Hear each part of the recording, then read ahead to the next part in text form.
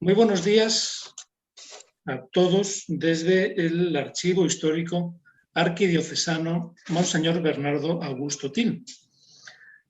Como saben, este año 2021 es un año cargado de conmemoraciones históricas. Por supuesto, celebramos este año el bicentenario de la independencia de Costa Rica, pero también es un año propicio para recordar que en febrero de 1921 la antigua diócesis de San José de Costa Rica, que abarcaba todo el país, dejó de depender de la arquidiócesis de Guatemala, constituyéndose aquí en Costa Rica una provincia eclesiástica formada en aquel entonces por la arquidiócesis de San José, la diócesis de Alajuela y el vicariato apostólico de Limón. Por tanto, en el marco de este centenario de la creación de la provincia eclesiástica de Costa Rica, tenemos el gusto de presentar hoy la conferencia titulada La Delegación Apostólica en la América Central y su rol en la creación de la provincia eclesiástica de Costa Rica 1908-1921, a cargo del historiador don José Aurelio Sandí Morales. El señor Sandí es bachiller y máster en Historia por la Universidad Nacional de Costa Rica y doctor en Historia Contemporánea por la Escuela Normal Superior de Pisa, en Italia, así como docente de Historia en la Universidad Nacional. Desde el año 2010 ha publicado numerosas investigaciones en general sobre historia de la Iglesia costarricense en los siglos XIX y XX. Cabe destacar la compilación de los estudios historiográficos de Monseñor Til en coautoría con Fray Berno Rojas, el libro Estado e Iglesia en Costa Rica 1850-1920 en los procesos de control del espacio geográfico y la creación de un modelo costarricense, y los artículos Costa Rica en la geopolítica de la Santa Sede, la representación papal en Centroamérica entre 1908 y 1936 y la carta pastoral El Justo Salario, el intento de Monseñor Til por iniciar con la doctrina social de la Iglesia Católica en Costa Rica en 1893, este último artículo en conjunto con Ana María Schroeder, entre otras publicaciones que podríamos citar. En la actualidad coordina la actividad académica denominada El Bicentenario lo celebramos todos a 200 años de la independencia del Reino de Guatemala de España, y el proyecto de investigación titulado El apoyo de la Santa Sede y la Iglesia Católica Costarricense en el proceso independentista, la construcción de una identidad nacional y la consolidación del 15 de septiembre como fecha de la independencia patria 1821-1921. Debe destacarse además que José Aurelio, en el curso de su tesis doctoral que realizó en Italia y que precisamente tuvo por tema la representación de la Santa Sede en Costa Rica durante el periodo liberal entre 1870 y 1936, tuvo la oportunidad de consultar no solo fuentes documentales existentes en Costa Rica, sino también fuentes documentales conservadas en el Archivo Apostólico Vaticano, en Roma. Circunstancia que da un singular interés a sus publicaciones sobre estos temas y, por supuesto, también a la conferencia que vamos a tener la oportunidad de escuchar el día de hoy. Sin más preámbulos, damos paso a la conferencia de don José Aurelio Sandí Morales sobre la delegación apostólica en la América Central y su rol en la creación de la provincia eclesiástica de Costa Rica 1908-1921. Adelante, José Aurelio, cuando quiera. Muy buenos días a todos y a todas que nos acompañan. Y en especial un saludo a Paulo, que me ha invitado a realizar esta exposición. Muchas gracias. Y bueno, estamos desde acá, desde el archivo de la Arquidiócesis de San José, y muy simbólico el cuadro que tengo atrás, que es el de Monseñor Castro, que termina siendo el primer arzobispo de Costa Rica. Bueno, sí, vamos a dar un poco En la medida de lo posible, la explicación de la creación de la provincia eclesiástica de Costa Rica, ya que esto no fue, como vamos a ver, una idea que salió al calor de un momento, responde más bien a un proceso que se venía gestando desde finales del siglo XIX, que, aunque no lo crean, Monseñor Til tiene que ver con eso, ¿verdad? Y que tiene una forma muy particular de terminar, de concluir, llamémoslo así. Parecía que con la muerte de Storck todo se disipaba, no se iba a cuajar, y más bien con la muerte de Monseñor Storck se acelera el proceso. Así que voy a compartir pantalla para poder llevar adelante la exposición de las ideas.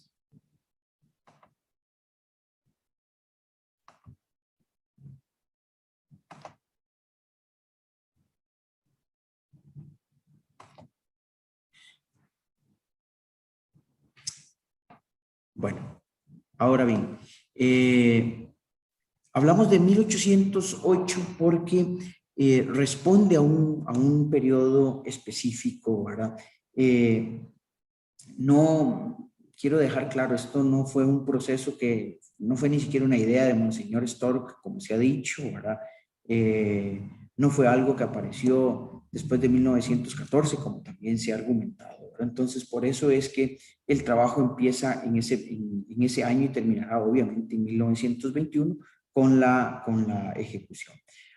Quiero una pequeña dedicatoria, no solamente a esta exposición, sino al artículo que saldrá sobre este trabajo, a un sacerdote en particular, amigo que conozco, Luis Diego Sáenz Salazar, como indico acá, que es un ejemplo de rectitud, trabajo, estudio, honestidad, piedad, esfuerzo y fe.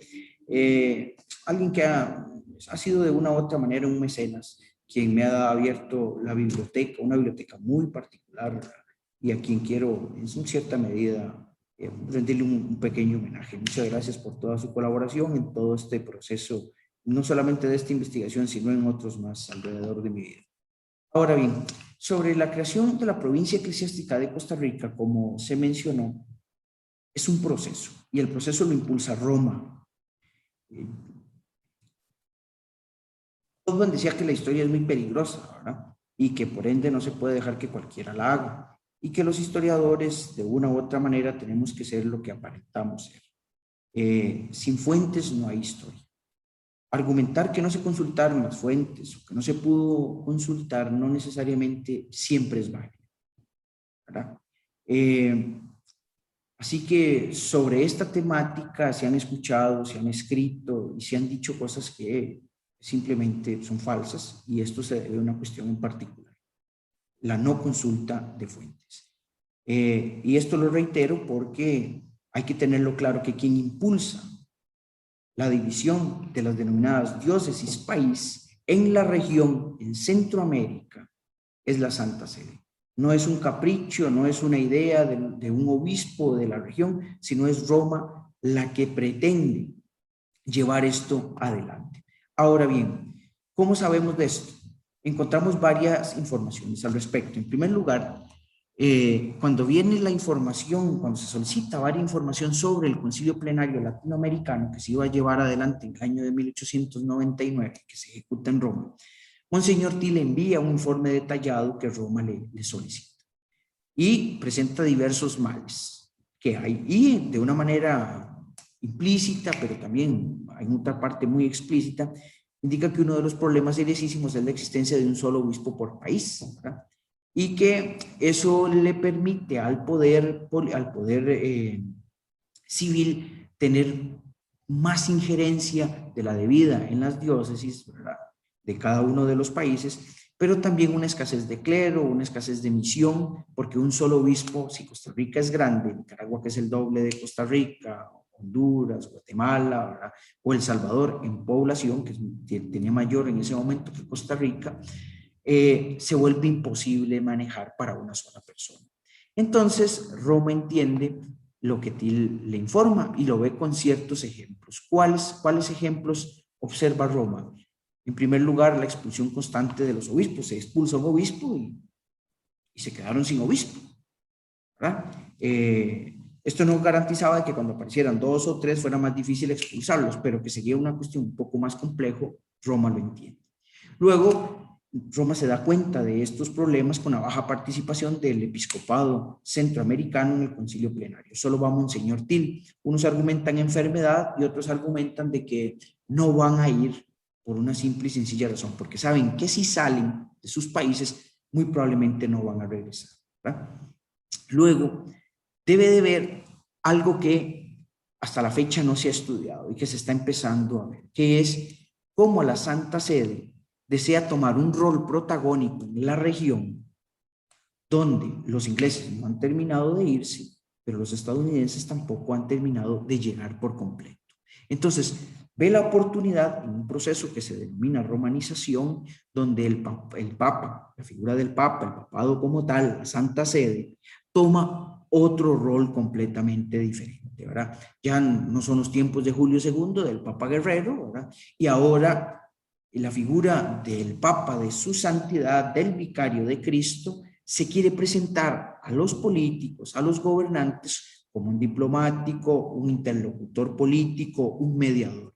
Y un caso preciso es la Corte Centroamericana de Justicia, que se crea con el Tratado de Washington, y que Monseñor Cagliero, quien es el primer delegado apostólico para la región en general, procura que los problemas, o específicamente un problema limítrofe, se concluya no mediante la resolución de la Corte Centroamericana de Justicia, sino por la intervención del Papa, ¿verdad? Unido a esto, hay que ver también que este proceso hay que comprenderlo desde las buenas relaciones entre la Santa Sede y el gobierno de Costa Rica. Por ende, otra de los argumentos cuando uno escucha decir que es que en Costa Rica hubo una secularización cuajada, eso hay que matizarlo, que hubo una separación de Estado e Iglesia a finales del siglo XIX y hasta 1940, que Calderón, Guardia y Sanabria pactan de nuevo, eso es falso. Costa Rica no existió una separación de Estado e Iglesia, ¿verdad? No hubo ni siquiera una declaración de Estado laico, ni nada por el estilo, y la derogación del concordato fue a lo interno, no hacia afuera. A Roma nunca se le comunicó. Y después, cuando uno se revisa la legislación nacional, lo que establecía el concordato, poco a poco se fue dando en las leyes. Eso es una revisión que se haga en leyes y decretos, van a dar ejemplos precisos de ello. Ahora bien, esto hay que entenderlo también en el marco de la creación de la delegación apostólica. Por ende, esto es parte de un proceso, es Roma la que lo lleva adelante. No es que Stor quería que se dividiera la diócesis, no es que el gobierno de Costa Rica lo quería, no es que los presbíteros residentes en el país, es una directriz estricta que sale de la Santa Sede. Eso se encuentra en los archivos, como en el artículo que va a salir publicado. Ahora vamos a encontrar las fuentes que indican eso. Por ejemplo, la intención de crear una delegación apostólica viene desde la segunda mitad del siglo XIX. No se cuaja por diferentes elementos, ¿verdad? Especialmente se procura llevar esto adelante luego de 1880, porque es la década más problemática entre la relación Estado-Iglesia para Centroamérica. Ya había empezado en los 70s en Guatemala, pero en los 80 se maximiza lo que serían las expulsiones de los obispos y los intentos secularizadores de la región, ¿verdad? El principal informante que va a tener Roma al respecto es Til. Monseñor Til es el que constantemente se le están pidiendo información, pero a la vez es el que envía información. Hay una comunicación en el año de 1894, donde Til se le pregunta a la Santa Sede que dónde se puede crear una delegación apostólica. La respuesta de Til es directa: la región no es un ambiente seguro, los países no dan seguridad, Costa Rica es el que se caracteriza por una estabilidad relativa, una paz relativa, pero no es el modelo, no es lo que se desea.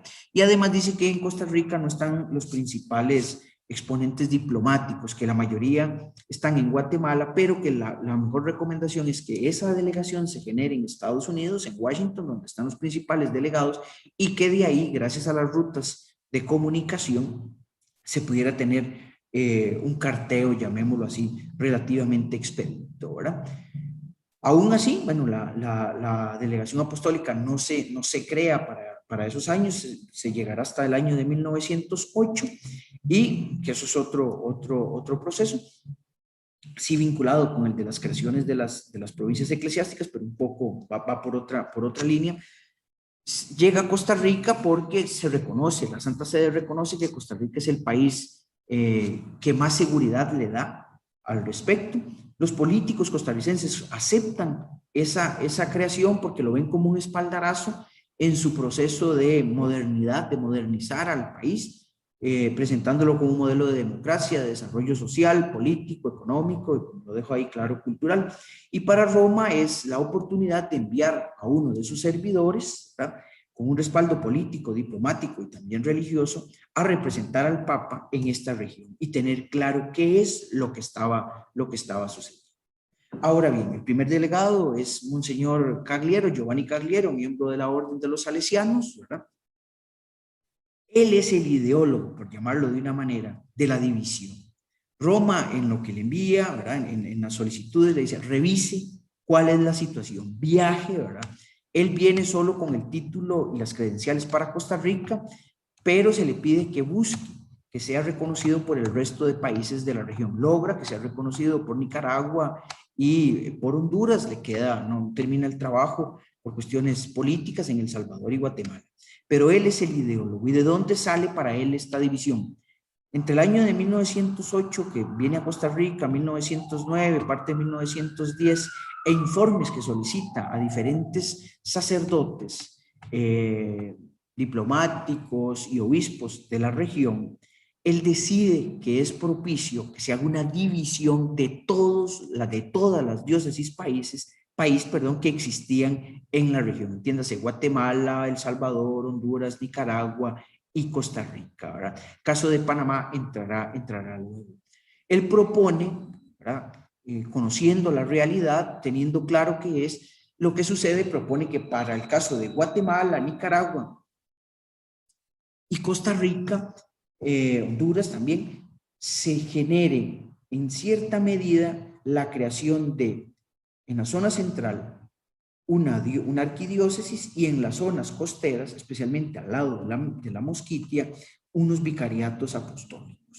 Específicamente, el caso de Guatemala es un caso diferente, hay que verlo porque el problema fue bastante complejo, pero específicamente los tres casos de Honduras, Nicaragua y Costa Rica, la propuesta era mínimo una arquidiócesis en la zona central y luego una prefectura o vicariato apostólico en la costa caribe. Esa es la primera propuesta que aparece y es la que presenta Monseñor Cagliero. De esto hay intereses, ¿verdad? Hay una cuestión que no responde única y exclusivamente a un componente político, hay una cuestión religiosa detrás de esto. ¿Y cuál es? Pues encontramos, por ejemplo, una de las descripciones, ¿verdad?, donde indica que desde hace 40 años no llegaba un solo sacerdote a la zona de la Mosquitia, ¿verdad?, lo que es parte de Nicaragua y Honduras, y donde dice que estaban bajo la influencia de los hermanos moravianos, que estos eran los que constantemente llegaban, los misioneros moravianos eran los que llegaban a evangelizar. Entonces, no hay presencia de clero católico. Unido a el temor eterno que le daba a Roma la propagación en esta región del protestantismo estadounidense específicamente, ¿verdad? Y son constantes los informes que hace Cagliero diciendo la influencia de el protestantismo estadounidense en la región. Por ejemplo, para el caso de Costa Rica, hace una descripción bastante amplia al indicar que es preocupante que los niños de ciertas familias económicamente poderosas o pudientes en Costa Rica enviaran sus hijos católicos a escuelas protestantes por el hecho de que aprendían inglés y que se debía de hacer algo. Entonces hay que tener este elemento claro. ¿Por qué decimos que esto es un proceso y un proyecto de la región? No se puede entender la creación de Costa Rica, de la provincia eclesiástica de Costa Rica, como un hecho aislado. Hay que verlo como parte de un plan que lleva a Roma, que quiere ejecutar. Y lo vamos a encontrar que en 1913 y 16 se crea la provincia eclesiástica de El Salvador, luego la de Nicaragua y luego la de Honduras, ¿verdad? Estas tres, específicamente El Salvador, Nicaragua y Honduras, es trabajo exclusivo de Cagliero. Él es el que lleva adelante. Pueden decir, pero es que en el 16 ya Cagliero no estaba. Sí, no estaba, pero él fue el que dejó el trabajo listo, dejó lista la división, dejó listo los candidatos, ¿verdad? Es el que lleva adelante eso. Y luego las otras divisiones, específicamente para ver el caso de lo que nos compete, Costa Rica y Guatemala, es un caso el que tiene que llevar adelante esto con mucha cautela, con mucho cuidado, específicamente para Guatemala, es Monseñor Marenco. El caso de Costa Rica, como lo vamos a ver, que hay elementos tanto internos como externos que atrasan la creación de la provincia eclesiástica de Costa Rica. Y es un largo proceso. Lo vamos a ver. En primer lugar, hay una diferencia entre la propuesta de división del país entre Monseñor Storck y Monseñor Cagliero. No se ponen de acuerdo. Cagliero y Storck nunca empataron de la buena, o sea, en el buen sentido, ¿verdad? Tuvieron sus diferencias. Storck lo veía como alguien que quería meterse en su gobierno eclesiástico y Cagliero lo veía como una persona muy respetuosa, educada, pero que no le hacía caso al delegado apostólico. Una de las divergencias que tuvieron es la posibilidad de la división de la diócesis país de San José de Costa Rica. Para Storck, la división debía de ser la siguiente: una arquidiócesis con sede en San José que abarcara las diócesis las provincias de San José, Cartago, Heredia y Alajuela. Por su parte, los puertos debían de ser zona de misión y se debería de crear ahí o prefecturas o vicariatos apostólicos. En el Pacífico, con sede en Punta Arenas y abarcando lo que sería también Guanacaste, la cual debía de ser atendida por los dominicos o por frailes capuchinos. Fueron a los primeros a los que se les propuso.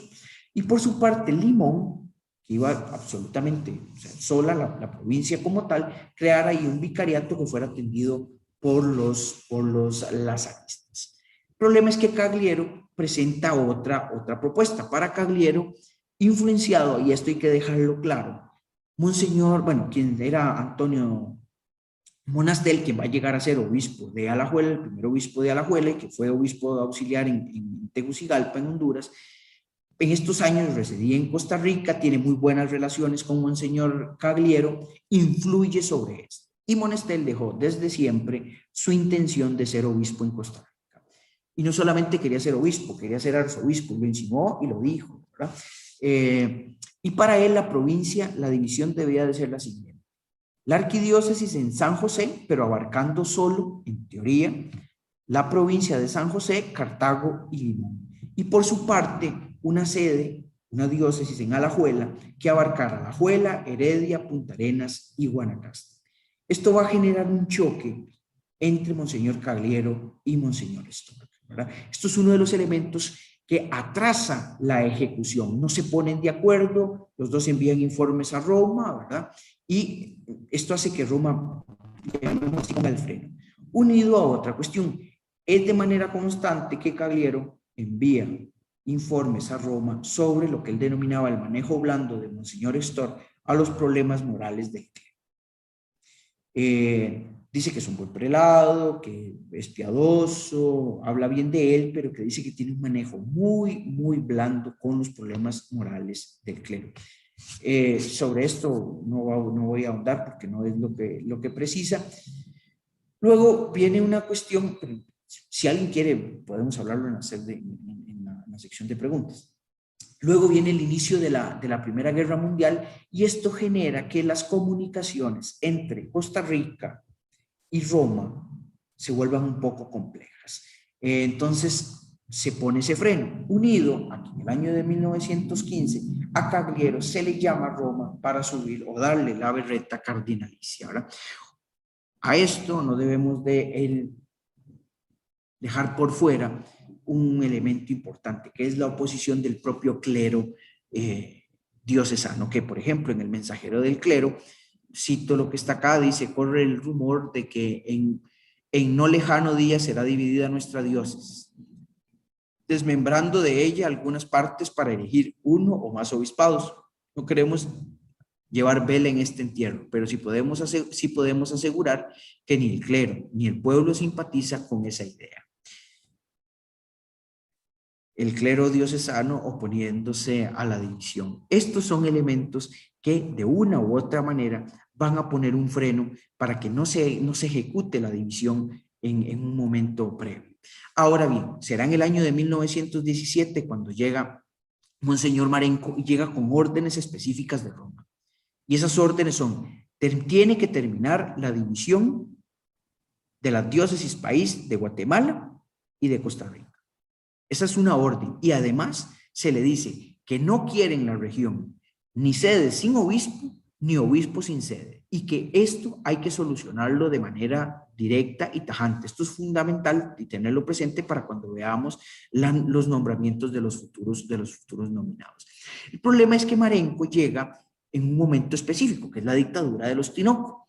Nalio le había escrito a Roma y le había dicho que no enviara a Marenco todavía porque tenía que presentar credenciales a un gobierno de facto. Nalio era el secretario de la delegación en Costa Rica. Le dice, no lo envíe todavía, pero cuando Roma le envía la respuesta a Nalio, le dice, hace 2 meses salió. O sea, ya no podemos ponerle, hace 2 semanas, perdón, le dice, hace 2 semanas de que usted escribió la carta, él había salido ya del puerto de Génova.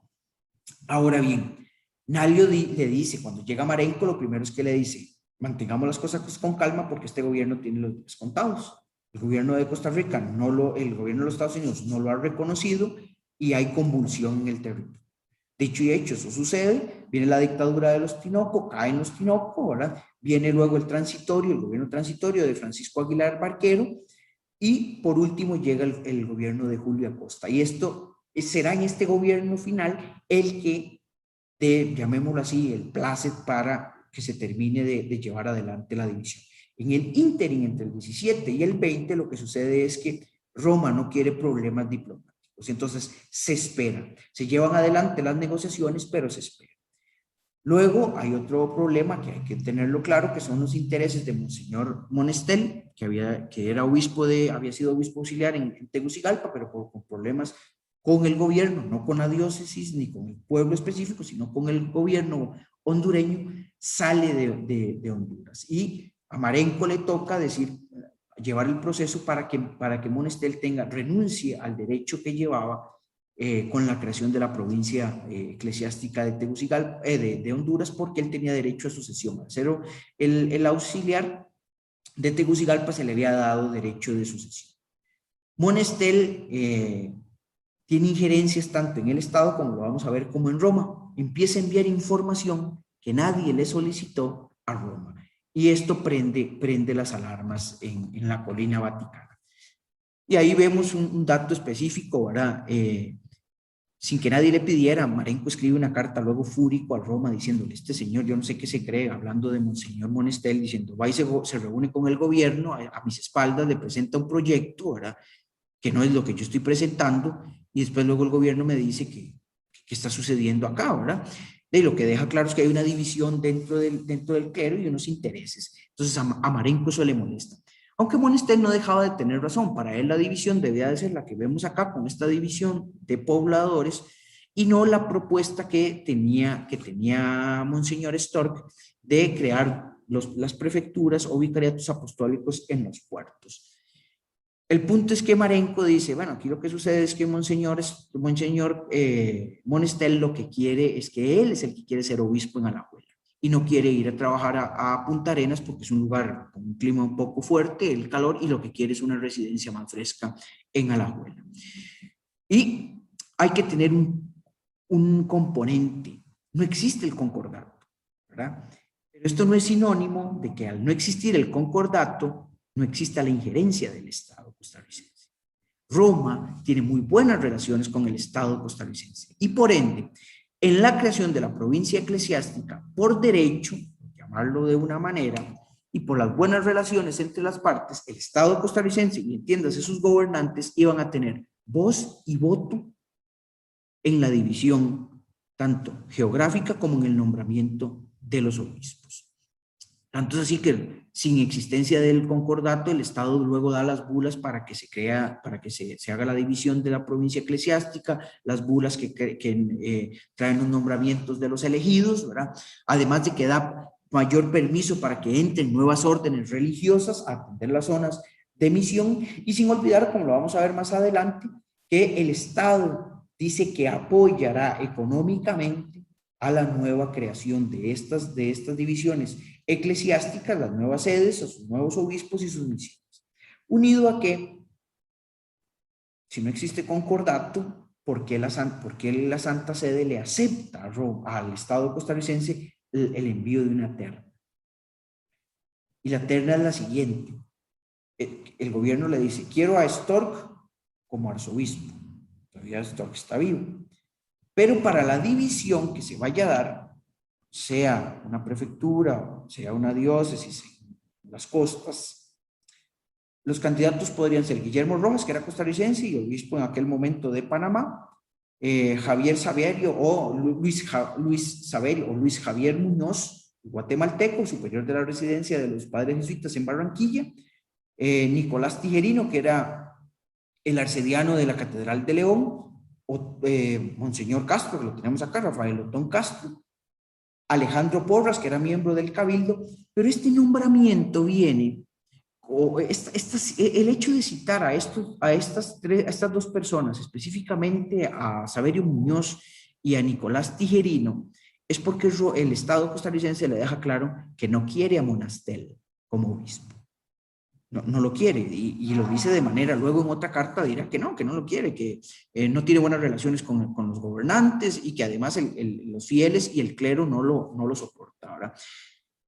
Pero en sí, los candidatos para ser en la primera división, o sea, todavía lo que antes de la muerte de Stork, era Stork arzobispo, Monseñor Otón como obispo.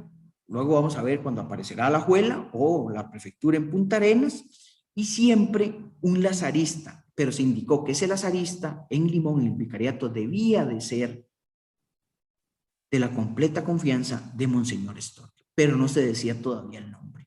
Ahora bien, con la propuesta de Stork, con la propuesta de Marenco, vienen ciertos cambios.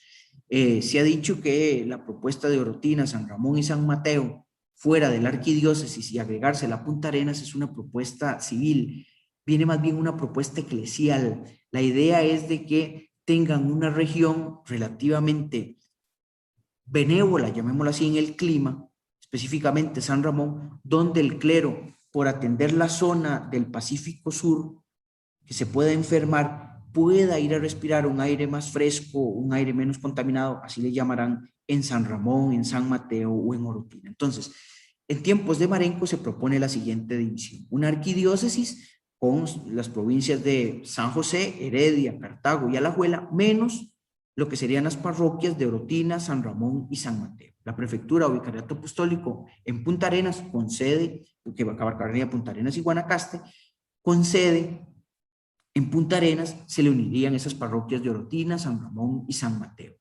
El vicariato en Limón, ¿verdad? Y los candidatos, como dije, ¿verdad? Luego aparecerán como candidatos Agustín Blessing, ese es el que se lleva, digámoslo así, casi la totalidad del apoyo, pero aparece también estos dos, Nicolás Staffer y Federico Baumach. Estos son presentados ante Propaganda Fide, pero desde un inicio el que llevaba, llamémoslo así, las de ganar era Blessing, quien además era el rector del seminario. Ahora bien, esto es una labor compleja, porque como estamos viendo hay varios elementos, o sea, Marenco desarrolla su trabajo y tiene que cumplirle a lo que le está pidiendo Roma. Tiene que mantener las buenas relaciones con el Estado costarricense, que tanto le daba a la jerarquía de la Iglesia Católica, ¿verdad? Manejar que el clero en cierta medida se oponía, ¿verdad? Que los fieles no se oponían a la división, pero sí a ciertos nombramientos, específico de manera especial el de Monastel, ¿verdad? No lo quieren, no lo quería el gobierno y no lo quería ni siquiera los fieles. Hay cartas que llegan a la anunciatura diciendo que a Monastel simplemente no lo quieren, ¿verdad? Pero también tiene que ver el deseo, como es humano, de ciertas personas, específicamente de Monseñor Monestel y de Monseñor Bolio, que quieren ser obispos en Costa Rica. Este es un fragmento de la carta que envía Monseñor Marenco a Roma, súper ofendidísimo con la intromisión de Monestel. Y leo: el proyecto, el cual desde el principio el gobierno ha visto de buena manera, fue puesto en peligro por los movimientos inconsultados de Monseñor Monestel. Esto es una traducción del italiano. El cual, pensando solo en él, presentó secretamente al gobierno un contraproyecto propio para asegurarse una residencia fresca. El subrayado es propio de Monseñor Marenco, según el cual la nueva diócesis habría tomado 4, no menos, provincias: Heredia, Alajuela, Punta Arenas y Guanacaste, con residencia en Alajuela, limitando la arquidiócesis a solo 2, San José y Cartago. ¿Por qué? Porque Limón siempre iba a ser territorio de misión. Estaba claro que Limón se le iba a encomendar a los padres lazaristas. Luego, de manera curiosa, ¿verdad?, el arzobispo auxiliar de El Salvador, Monseñor Belloso, empieza a enviar cartas tanto a la Santa Sede como a la Internunciatura con sede en Costa Rica, indicándole que hay un obispo costarricense en Santa Rosa de Copán que no se siente bien, en Guatemala, eso es en Honduras, ¿verdad?, que no se siente bien, que es Claudio Bolio, y que debería de pensarlo más bien para traerlo y que sea obispo en Costa Rica. Y uno de los argumentos es esto que pongo, dice que Bolio, Claudio María Bolio, es diocesano, pero que en esas zonas es mejor enviar religiosos. Y el argumento es de que el gobierno los prefiere y el pueblo los adora por su carácter, por sus cualidades especiales, ¿verdad? Marenco se da cuenta que esta información está llegando a Roma y Marenco de una vez manda a Roma y le dice: vea que hay un problema serio. Si nosotros queremos tener buenas relaciones con los gobiernos actuales, específicamente ya con el de Julio Acosta, a Bolio no lo podemos nombrar porque su familia tomó una posición favorable en relación con la dictadura de los Tinoco, así que este está descartado. Si no queremos tener problemas con un gobierno que nos da sustento a las nuevas diócesis, nos va a dar sustento a las nuevas diócesis, colabora con el terreno donde se crea la casa del representante del Papa, da el dinero, subvenciona y demás, le permite trabajar en paz, no le interviene en las cartas, como sí pasó cuando Cagliero fue a Guatemala, que salió fúrico diciendo que Cabrera le controlaba la correspondencia.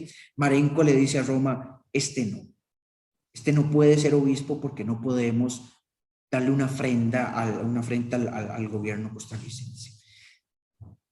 Y aquí encontramos cómo se acelera el proceso. Vea que son varios actores los que están jugando. Esto no es una decisión única y exclusivamente de corte eclesiástico, es una decisión también política.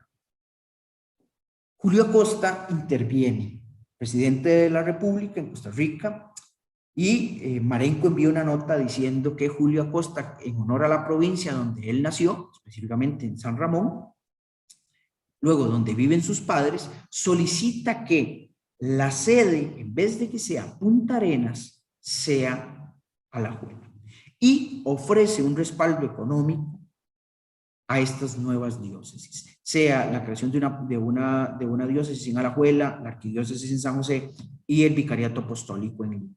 Entonces, Marenco y Stork, que tienen claro cómo se manejan las cosas en Costa Rica, especialmente Stork, le informa muy bien a Marenco. Marenco escribe una carta a Roma indicándole la propuesta del presidente, que se crea más bien una diócesis con sede en Alajuela y que esta diócesis atienda a las provincias, obviamente, de Alajuela, Guanacaste y Punta Arenas. El 21 de junio de 1920, desde los palacios en Roma, se escribe una carta donde dice que si el gobierno apoya la división esta de la arquidiócesis de San José, en las provincias de San José, Cartago, Heredia, la diócesis de Alajuela y el vicariato apostólico en Limón, Roma no se opone y lo aceptaría sin ningún inconveniente. El problema es que ya pareciera que todo está listo y los idóneos son los siguientes. De nuevo, Stork para San José, Castro para Alajuela y Blessing para Limón, ¿verdad? El problema es que el de Blessing no se va a complicar, sino que va a llevar otro camino porque quien sostiene el vicariato apostólico era Propaganda Fide, ¿verdad? Y eso es, llamémoslo así, toma otro camino. Cuando está lista la división, se muere, bueno, Monseñor Stork hace una visita a Roma, ¿verdad? Roma lo llama, hace su visita ad limina y en este viaje muere. Muere el 12 de diciembre de 1920 y ¿ahora qué hacemos? Y aquí hay un impasse. El gobierno de Costa Rica le escribe el 8 de enero de 1921 en un documento catalogado como confidencial a Monseñor Marenco y le dice: ya no vemos la urgencia de ella, está hablando sobre la división, en este momento que está abierta la sucesión del obispado. Sería hasta cierto punto contraproducente para la tranquilidad de los círculos católicos aumentar con nuevas candidaturas la división del clero y dar incentivo a las ambiciones, que son humanas y explicables aún entre sacerdotes. El gobierno le indica lo siguiente: el candidato que tenemos, el gobierno de Costa Rica, le dice, el candidato para nosotros a suceder a Stork es Castro, y dice, canónigo, doctor don Rafael Otón Castro Jiménez, cuyas dotes intelectuales, cuya seriedad de carácter y buenas relaciones con el actual gobierno son prendas de armonía futura entre el Estado y el poder eclesiástico, tan necesarias y deseables si se quiere el bien y la prosperidad de nuestra patria. El gobierno sabía para qué le servía la Iglesia Católica en general. El control, llevar la civilización de una u otra manera, y ve en Castro ese hombre que puede mantener la barca de buena manera. Entonces, vea cómo el gobierno sigue interviniendo. El problema es que el gobierno costarricense se está enfrentando a la diplomacia vaticana, llamémoslo así, a alguien que ya tenía casi 1600 años de saber cómo negociar. Imagínense, negoció con Carlomagno, ¿verdad?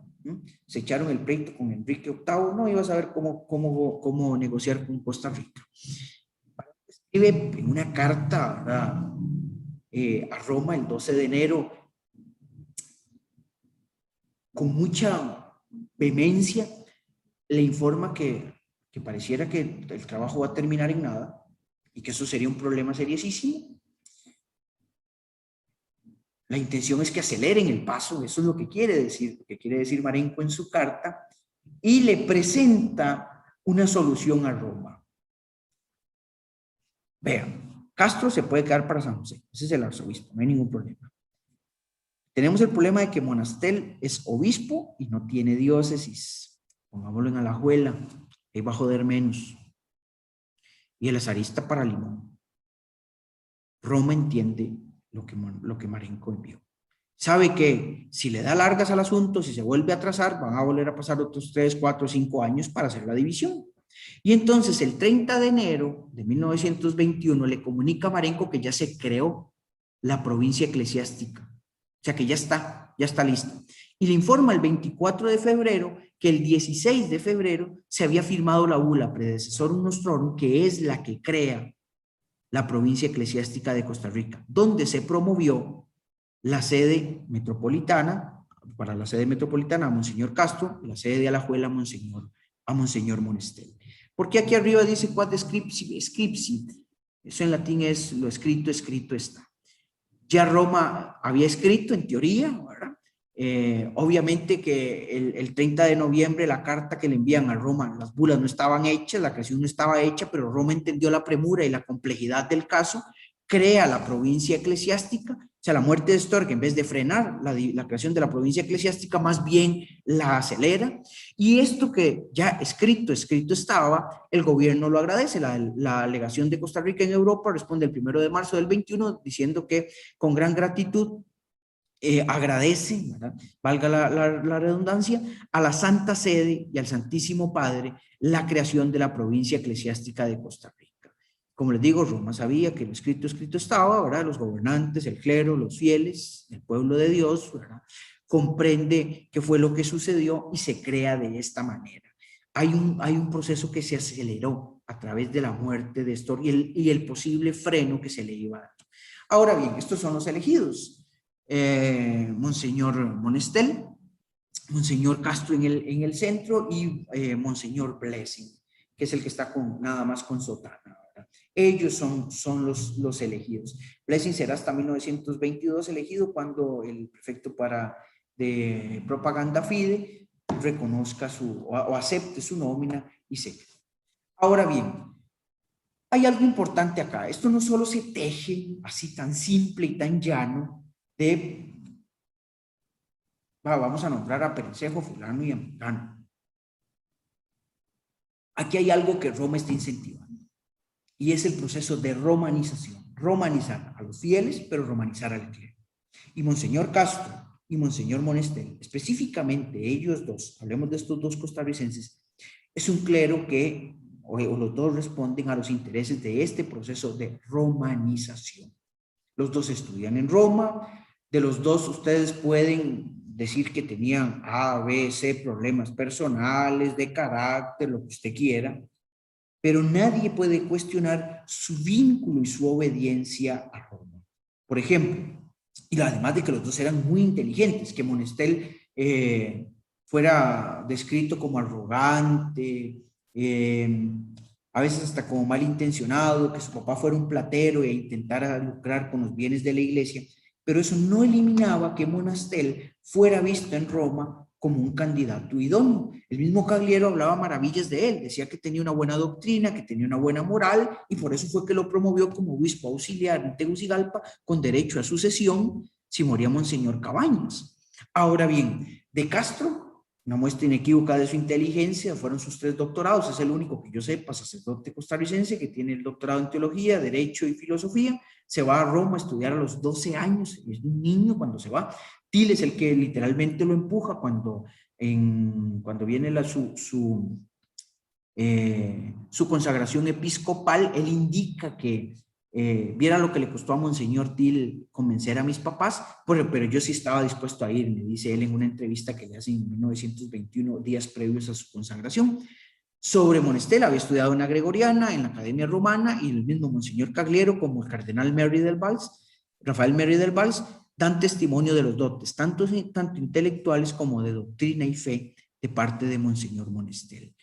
De Monseñor Blessing, que es padre de la Congregación de la Misión, formador del Seminario Central en Costa Rica, rector de ese seminario, y como lo he indicado para otras regiones, específicamente para Brasil, Ítalo Santirocchi, esta congregación se vinculaba muy fuerte con las devociones a la persona del Papa y las propuestas. Y los lazaristas no son en Costa Rica una excepción a la norma. Entonces, se está creando diócesis y se está colocando obispos que sean afines a la Santa Sede y que además no generen problemas con la relación entre el Estado y la Iglesia. Ahora bien, ¿cómo se explica de que Monestel termine siendo obispo de Alajuela si el gobierno había dicho que no, los fieles habían dicho que no? Marenco lo presenta de esta manera: mandémoslo a Alajuela porque hay hijo de menos, y discúlpenme la expresión, porque en realidad lo que Marenco dice es, vea, ¿por qué mejor no lo montamos en un barco y lo mandamos a la delegación en República Dominicana o a Panamá? Porque aquí en Costa Rica no lo van a aceptar. Pero con la muerte de Stork y la propuesta que hace Julio Acosta de crear la diócesis en Alajuela, se clarifica el camino y se envía a Monseñor Monestel a que vaya, a que termine siendo obispo en Alajuela. Y con esto se crea la provincia eclesiástica de Costa Rica, se divide en la diócesis país de Costa Rica, y literalmente el problema que se había convertido Monseñor Monestel para Marenco, porque son reiteradas sus cartas contra el comportamiento de Monestel en Costa Rica, le encuentra solución, ¿verdad? Unido a esto, tengamos claro que los 3, y aquí está el escudo de Monseñor Castro que lo deja ver, y si buscan el de Monestel también se pueden dar cuenta. Aquí es que no sé cómo lo verán ustedes, está a mi lado izquierdo donde está la cruz y el corazón de Jesús.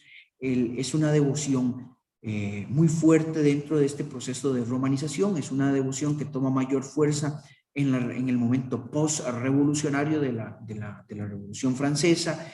Es una devoción filomonárquica y que luego será utilizada contra las propuestas y visiones del liberalismo, ¿verdad?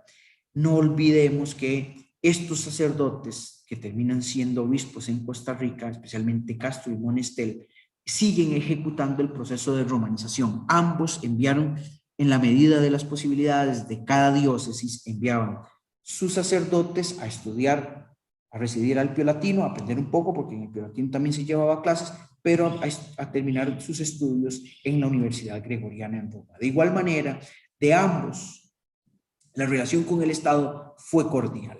No podemos decir que Monestel generó problema en Alajuela, como que entendió lo que le había sucedido en Honduras, ¿verdad?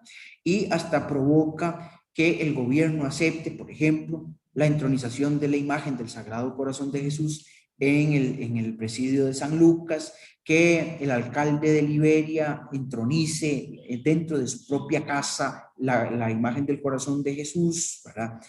No solamente como un acto civil, sino también como un acto político, ¿verdad? Entonces, veamos este elemento cómo los une. Unido a otro componente, de que ambos no dejan de enviar dinero a Roma. Y recogen dinero y lo envían, dejándole claro a sus feligreses, ¿verdad? A su pueblo pastoreado, este dinero va en función al Papa. Y él es el que le enviamos esto porque son a través de sus gracias que entendemos mejor la fe, un discurso teológico, catequético y demás, pero siempre manteniendo esa relación estrecha que va desde lo teológico, lo económico y lo jerárquico con Roma. Ninguno de los dos, y el mismo Blessing después, presentará alguna objeción contra lo que Roma establezca en uno o en otro momento. Ahora bien, por último, la creación es la división, o por ende la creación de la provincia eclesiástica de Costa Rica es una muestra inequívoca de las excelentes relaciones entre el Estado costarricense y la Santa Sede, como lo hemos visto.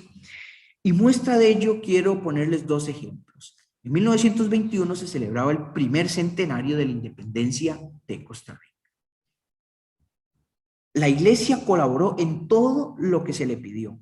Una muestra de ello fueron las actividades que se desarrollaron el 13 de septiembre en la ciudad de Heredia. Ustedes van y buscan los periódicos en la hemeroteca de la Biblioteca Nacional y van a encontrar unas descripciones geniales sobre lo que sucedió, que era una cuestión, era una celebración civil, pero se convirtió también en una celebración religiosa. Entonces se invita a Julio Acosta a tomar parte de una procesión con el Santísimo, ¿verdad? Alrededor de las principales calles de Heredia, donde se lleva el Santísimo como homenaje a ese centenario. Pero también ahí vemos esa colaboración de la Iglesia legitimando lo que el Estado celebra, dándole un espaldarazo como miembros, como costarricenses que son. Castro era costarricense, ¿verdad? Pero luego, el 4 de noviembre, la Iglesia, desde su parte, la Iglesia jerárquica, toma una determinación y dice que ese año, como forma de celebrar ese centenario de la independencia de Costa Rica, se va a consagrar al Corazón de Jesús la arquidiócesis. Pero Castro no deja solo la arquidiócesis, quiere hacer una consagración de una u otra manera que englobe y que tenga un carácter nacional, ya que invita a Monseñor Marenco, pero a la vez invita también a Monseñor Monestel. Y el presidente va, los poderes de la República van. Y, por ejemplo, el eco católico indica que no solo, mensajero del clero, perdón, no solo el presidente, habla del presidente, dice, no solo contribuyó eficazmente a que se donara el terreno dedicado a la nueva construcción, porque en ese día la procesión iba a terminar donde se iba a construir el templo votivo al Corazón de Jesús, sino que se portó caballerosamente prestando los auxilios que el caso requería. Un ejemplo más es lo que vemos este cuadro. La dotación de dinero en 1930. Vea que se da dinero, el gobierno le da dinero, esto sale de leyes y decretos, se le da al arzobispo, al cabildo, al seminario, a la catedral, a misión en general de la arquidiócesis, pero luego se da dinero a la diócesis, al obispado de Alajuela, a las misiones de Alajuela, a Punta Arenas y a Guanacaste, al vicariato apostólico, a las misiones y posibles eventuales. Y eso no es una rareza, eso pasó todos los años.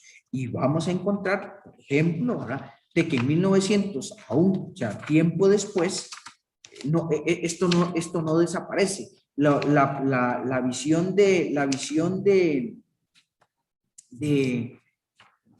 propuesta de colaboración que había dicho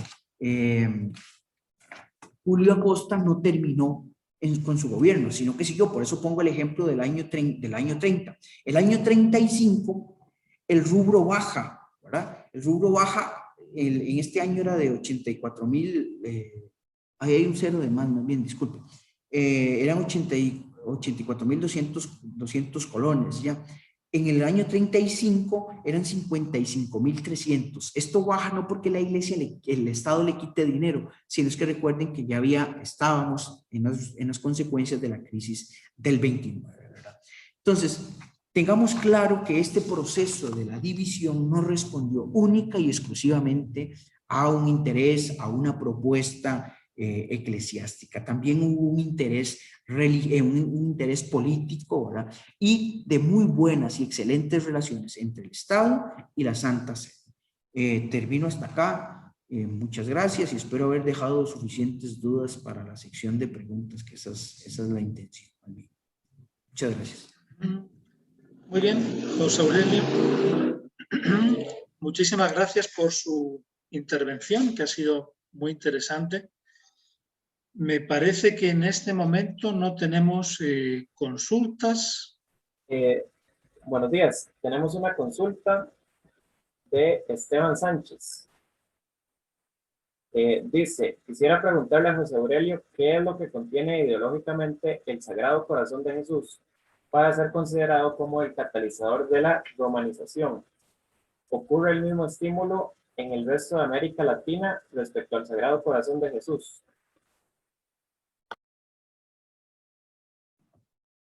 Bueno, un saludo a Esteban. Muchas gracias, Esteban, por acompañarnos y por la pregunta. Me está metiendo en un zapato, porque solo eso es un curso. solo explicar el vínculo con la devoción al Sagrado Corazón. Los invito a que lean en la medida de la posibilidad un libro que se llama El Sagrado Corazón de Daniele Menozzi, que explica eso. Vean, no hablemos solamente que sea el catalizador, porque no es solamente el Sagrado Corazón de Jesús, aparecerán otras devociones. Una vinculada al corazón de Jesús será Cristo Rey, pero aparecen otras devociones. Y no es que aparezcan, no es que Roma se las inventa de la noche a la mañana o las tenía en un cajón y entonces abre el cajón a ver qué devoción nos sirve. Mira, esta no, la cosa no funciona así. Pero en el momento de la Revolución Francesa, pero ya desde antes, porque el menión que fue, llamémoslo así, el terremoto que fue para Roma, para la Iglesia Católica en general, la división en lo denominada la Contrarreforma protestante fue fuertísima. Ahora se empieza a dudar de que, y con justo motivo, ¿verdad? Los papas del Renacimiento no eran blancas palomas, ¿verdad? No eran angelitos ni querubines, ¿verdad? Muchos dejaban mucho que desear, ¿verdad? En todo sentido. Empiezan a aparecer ciertas visiones para darle fuerza a esta persona, a su figura, pero sin dejar por fuera el elemento religioso. ¿Cómo actúa ahí el corazón de Jesús? Es que metámonos en algo complejo que vincula lo místico, lo teológico y lo histórico. Hay una lucha donde se empieza a poner en duda el poder temporal del Papa. ¿Y qué problema? Porque, bueno, de ahí vienen las corrientes liberales, viene la democracia, el pueblo es el que elige, la Iglesia Católica no es democrática, ¿verdad? Es una institución jerárquica de arriba abajo, hay intenciones en ciertos momentos de equiparar, pero es jerárquica, ¿verdad? Si al Papa en este momento se le ocurre quitar al arzobispo de San José o al obispo de Limón, y se acabó, o al arzobispo de Nueva York, o sea, simplemente lo hace y se acabó. No hay discusión dentro de la iglesia. Pero para aquel periodo, ¿cómo hacemos? ¿Cómo vinculamos? Si hay una lucha constante. El caso específico del corazón de Jesús no es solamente para Costa Rica, es una cuestión generalizada, no solamente para América Latina, sino para el mundo católico. Y a este corazón de Jesús, que es la muestra más grande de amor, ¿verdad? bueno, aparecerán o lo que se dan, las apariciones a Santa Margarita Alacoque, ¿verdad? Donde el corazón de Jesús le dice, vea, hay que hacer esto, rezar por aquello, ¿verdad? Y se empieza a hablar también de algo. Por eso le digo, estamos hablando de una cuestión muy compleja. Se empieza a hablar de algo que se llama el reino social de Cristo, que hay que gobernarse según el reino social de Cristo. Y el corazón de Jesús es esa devoción que logra, llamémoslo así, enfilar una devoción, una lucha contra las propuestas liberales. ¿Por qué? Porque el corazón de Jesús es muestra de la mayor, estamos ya en una cuestión teológica, muestra de amor de Dios. Es ese Cristo que sufre, que tiene el corazón en llamas, que tiene el corazón lacerado, ¿verdad? Esa llama que irradia amor, cuestiones que dentro de la fe ustedes lo conocen, pero que también dentro de lo político tiene un sentido. El Papa tiene su poder porque es conferido desde que Jesús le dijo a San Pedro, ¿verdad? Tú eres Pedro, sobre esta piedra edificaré mi iglesia y sobre ella no prevaleceré. Bueno, en fin, el pasaje. ¿Estamos? Ya le digo, es una cuestión amplia. Por ejemplo, en Ecuador es el primer país que se consagra al corazón de Jesús, ¿verdad? Monseñor Checa, junto con García Moreno, llevan adelante la consagración del Ecuador por completo a la devoción del corazón de Jesús. Nicaragua lo había hecho en 1892, si no me equivoco, Monseñor Larios es el que lo hace, ¿verdad? No olvidemos que eso luego pasa porque la devoción del corazón de Jesús llega a los cristeros en la guerra cristera junto con la devoción al Cristo Rey. Y TIL, por ejemplo, TIL hace también en una fecha muy simbólica, en 1892, hace la consagración de Costa Rica y luego al corazón de Jesús, luego, si no me equivoco, 1899, si no me equivoco, consagra los puertos al corazón de Jesús, en clara alusión de que los puertos es por donde entra y sale lo de este país, ¿verdad? De forma particular se le consagra el corazón de Jesús. El vínculo es ese. Ya le digo, es una cuestión muy amplia y muy probablemente no le estoy dando una respuesta cabal porque, ya le digo, pediría a Pablo otra hora para explicarlo, ¿verdad? Pero es en ese sentido, hay que vincular lo teológico, lo político, ¿verdad? Y específicamente las pugnas entre el clero, entre la Iglesia Católica Romana, la jerarquía católica en general, y las propuestas que están apareciendo en Occidente, ¿verdad? Las propuestas liberales, el socialismo, llamémoslo como lo que la iglesia llamaba a los librepensadores, ¿verdad? Y ahí en ese saco metía de todo, ¿verdad? Entonces el corazón de Jesús, por eso es que tiene ese vínculo, es una devoción fuertísima. Si alguno de ustedes duda, vayan al mercado de San José, al mercado central, ¿verdad? Ahí lo van a ver, no es gratis. Heredia, creo que la municipalidad, no sé si todavía lo tendrá, pero bueno, Esteban sabe, ¿verdad? Y lo hemos encontrado en documentos, la entronización y consagración del municipio de Heredia y de Santo Domingo al corazón de Jesús, ¿verdad? Y no es gratis encontrar en casas, por ejemplo, yo me acuerdo de una casa de mi abuelita, que era una casa muy piadosa, ¿verdad? No necesariamente los que vivían ahí, de una devoción al corazón de Jesús fuertísima, siempre una vela encendida, ¿verdad? Y aún en la actualidad hay gente que uno ve eso. Ya le digo, no creo que le haya podido dar una respuesta certera porque es una cuestión muy amplia, ¿verdad? Un día nos podemos tomar un café si es del caso.